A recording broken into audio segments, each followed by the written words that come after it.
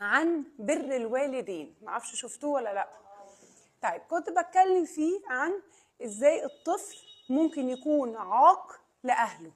للأسف لقيت ناس كتير جدا رجالة وستات داخلين يقولوا لي طب احنا عايزين درس لعقوق الوالدين لولادهم.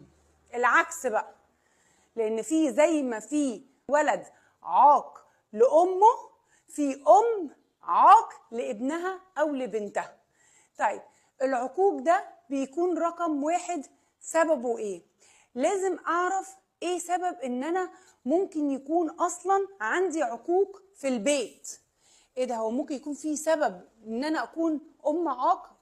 زي ايه؟ رقم واحد، الدخل الحرام. انا بكسب فلوس من حاجة حرام، بشتغل في شركة بتنتج حاجات خمرة، فلوسها ايه؟ حرام.